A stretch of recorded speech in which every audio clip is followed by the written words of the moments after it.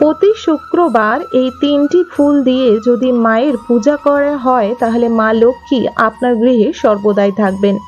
বন্ধুরা, মা লক্ষ্মী অতি চঞ্চলা, কিন্তু মাকে ভক্তি ভরে পূজা পাঠ করলে মা সেই গৃহে অবশ্যই থাকবে। সনাতন ধর্মে সপ্তাহে প্রতিদিনই মা লক্ষ্মীর পূজা করা হয় এবং প্রতিদিনের মধ্যে একটা দিন প্রতিটা দেব ও দেবীকে উৎসর্গ করা থাকে। প্রত্যেক বৃহস্পতিবার ও শুক্রবার মা লক্ষ্মীর অতি প্রিয়। বৃহস্পতিবার মা কোজাগরী লক্ষ্মী ও শুক্রবার মা ধনলক্ষ্মীর পূজা করে আসা হয়। এই দুই উভয় লক্ষ্মীকে পূজা করা সংসারের জন্য অনেক লাভদায়ক ও শুভ, এবং বলা হয় মা লক্ষ্মীর আরাধনা করলে ওনার প্রিয় পুষ্প দিয়ে মা লক্ষ্মী সে গৃহে সর্বদাই থাকে। বন্ধুরা, চলছে শ্রাবণ মাস। শ্রাবণ মাসে, এই পবিত্র শ্রাবণ মাসে প্রতি শুক্রবার মা লক্ষ্মীকে আপনারা এই জিনিসগুলি অর্পণ করুন। এই 3টি ফুল সহকারে আর 2টি উপায় অবশ্যই করুন। দেখবেন আপনার ঘরে ধন দৌলত সুখ শান্তি সমৃদ্ধি বজায় থাকবে। বন্ধুরা, বিশেষ করে মা লক্ষ্মীকে আপনারা কি কি ফুল অর্পণ করবেন এবং কিভাবে কি করবেন সেটি জেনে নেব। তার আগে ছোট্ট একটি অনুরোধ করব, সম্পূর্ণরূপে ভিডিও তথ্যটি দেখুন। ভিডিওটি যদি ভালো লেগে থাকে অবশ্যই একটি লাইক করুন, কমেন্ট বক্সে জয় মা লক্ষ্মীর জয় অবশ্যই লিখুন এবং চ্যানেলটিকে সাবস্ক্রাইব করে রাখুন আপকামিং পূজা পাঠ, তন্ত্রকথা, জ্যোতিষশাস্ত্র, বাস্তু টিপস, টোটকা উপায় দেখার জন্য। বন্ধুরা, মা লক্ষ্মীকে প্রসন্ন করার জন্য আপনাকে শুক্রবার সকাল সকাল ঘুম থেকে উঠে পড়তে হবে।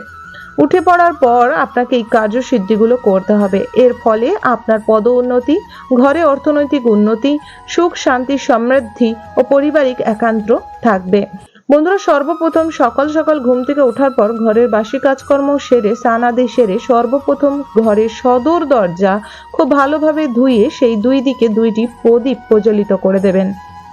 তারপর তুলসী গাছে আপনারা অবশ্যই জল অর্পণ করবেন, লাল ফুল, এবং তুলসী গাছে সেই দিন কাঁচা দুধ সহকারে জল অর্পণ করবেন। 1 ঘট জলের মধ্যে আপনারা ঠাকুরের যে ছোট গ্লাস পাওয়া যায় সেই গ্লাসের 1 গ্লাস দুধ মিশ্রিত করে তার মধ্যে আপনারা লাল ফুল সহকারে মা তুলসীকে পূজা করবেন। এতে আপনার ঘরে সুখ শান্তি সমৃদ্ধি বজায় থাকবে। বন্ধুরা, তুলসীকে জল দেওয়ার আগে অবশ্যই সূর্যকে জল দেওয়া উচিত। প্রতিদিন যদি কেউ সূর্যকে জল অর্পণ করে তাহলে তার সূর্য গ্রহ মজবুত হয় এবং সেই ব্যক্তি তাড়াতাড়ি জীবনে সাকসেস পায়। তারপরে আপনাকে করতে হবে মা লক্ষ্মীর সামনে আপনাকে একটি ঘিয়ের প্রদীপ অর্পণ করতে হবে। প্রদীপের মধ্যে একটি এলাচ, একটি লবঙ্গ ও আতপ চাল 5টি বা 9টি বা 21টি একদমই নিখুঁত দিতে হবে না। পোকা ধরা, ভাঙা, ধুলোওয়ালা কোনো রকমই ভাবে আপনাকে অর্পণ করতে পারবেন না।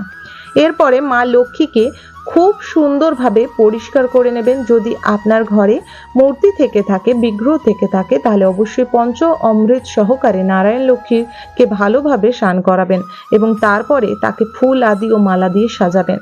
সর্বপ্রথম যে ফুল মা লক্ষ্মীর অতি প্রিয় সেটি হলো পদ্ম ফুল। মা লক্ষ্মী পদ্মের উপরেই বসে থাকেন। পদ্ম হলো তার প্রিয় পুষ্প।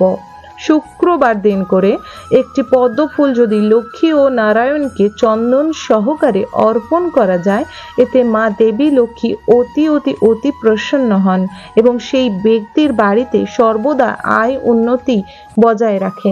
তাই অবশ্যই আপনারা প্রতি শুক্রবার একটি পদ্ম মা লক্ষ্মী ও নারায়ণকে অর্পণ করবেন। লাল জবা। বন্ধুরা, লাল জবা ফুল যেমন মা কালীর পছন্দ, তেমনি মা লক্ষ্মী অতি প্রিয় লাল জবা। লাল রং মা লক্ষ্মী অতি ভালোবাসে। তাই মা লক্ষ্মীর পূজাতে অবশ্যই লাল জবা অর্পণ করতে পারেন। বাড়িতে যদি লাল জবার গাছ থাকে তাহলে সেই বাড়ির বাস্তু দোষ লাগে না এবং সেই বাড়িতে শুভ কাজকর্মের প্রভাব সর্বদা থাকে। গাছ ভরে লাল জবা যে বাড়িতে হয় সেই বাড়িতে সুখ শান্তি সমৃদ্ধি বজায় থাকে। মা লক্ষ্মী সেই বাড়ির উপর সন্তুষ্ট থাকেন। তাই সর্বদা আপনারা লাল জবার একটি গাছ আপনার গৃহে অবশ্যই লাগাবেন। বন্ধুরা, লাল জবা মাকে অর্পণ করতে পারেন ওম মহালক্ষ্মী নমো নমঃ মন্ত্রটি বলে। যখন মাকে লাল জবা ফুল অর্পণ করবেন তখন ভগবান বিষ্ণুকে আপনারা সাদা টগর বা হলুদ গেঁদা অর্পণ করতে পারেন। কারণ বিনা মা লক্ষ্মীকে যখন আপনারা পুজো করবেন, যদি নারায়ণ ভগবানকে পূজা না করেন তাহলে সেই পূজা স্বীকার করেন না মা লক্ষ্মী। বন্ধুরা, মা লক্ষ্মীকে আপনারা গাঁদা ফুল অর্পণ করতে পারেন। মা লক্ষ্মী অতি পছন্দ করে থাকেন গাঁদা ফুল। গাঁদা ফুলের মালা মাকে অর্পণ করলেন মা সন্তুষ্ট হন, প্রসন্ন হন। তাই মাকে অবশ্যই আপনারা গাঁদা ফুল অর্পণ করতে পারেন। তার সাথে সাথে আপনারা ঘন নীল রঙের অপরাজিতা ফুল, যেমন শনি মহারাজের প্রিয়, দেবাদিদেব বাবা মহাদেব ও মা কালীর প্রিয়, তেমন মা লক্ষ্মীও খুবই পছন্দ করে থাকেন অপরাজিতা ফুল আপনারা দেবাদিদেব বাবা মহাদেবকে প্রতি সোমবার যেমন অর্পণ করবেন, তেমন প্রতি শনিবার আপনারা বড় বাবাকে ও মা কালীকে অর্পণ করবেন। তেমন শুক্রবার অপরাজিতা ফুল যদি মা লক্ষ্মীকে অর্পণ করেন, তাহলে অর্থ সংকটের যে সমস্যায় ভুগছেন তার হাত থেকে রক্ষা করেন মা লক্ষ্মী। এবং গাঁদা ফুল মা লক্ষ্মীর ঘটে সর্বদাই অর্পণ করা উচিত। এতে মা লক্ষ্মী প্রসন্ন থাকেন এবং মা লক্ষ্মী খুশি থাকেন। আশা করব বন্ধুরা আপনারা আজকের এই উপায় ও টোটকাটি খুবই ভালো লাগবে, যেটি হলো আপনারা প্রতি শুক্রবার, বিশেষ করে নয়নতারা যাদের বাড়ি গাছ রয়েছে গোলাপি রঙের, তারা অবশ্যই প্রতি শুক্রবার নয়নতারা গাছকে 1 ঘটি জল হলুদ মিশ্রিত অবশ্যই তার গোড়ায় দিয়ে মা লক্ষ্মীর নাম করে এবং সেখানে একটি ঘিয়ের প্রদীপ ও ধূপ প্রজ্বলিত করলে শুক্র গ্রহ মজবুত হয়। যে ব্যক্তির শুক্র গ্রহ মজবুত হয় তার ধন সম্পত্তি সুখ শান্তি সমৃদ্ধি বজায় থাকে, মা লক্ষ্মী তার উপর প্রসন্ন থাকে। বলা হয় নয়নতারাকে সদাবাহার, সর্বদাই বাহার থাকে এবং নয়নতারা গাছটির মধ্যে 108টি ওম শ্রী মহালক্ষ্মী মন্ত্রটি বললে আপনার অর্থনৈতিক উন্নতি হু হু করে বাড়ে।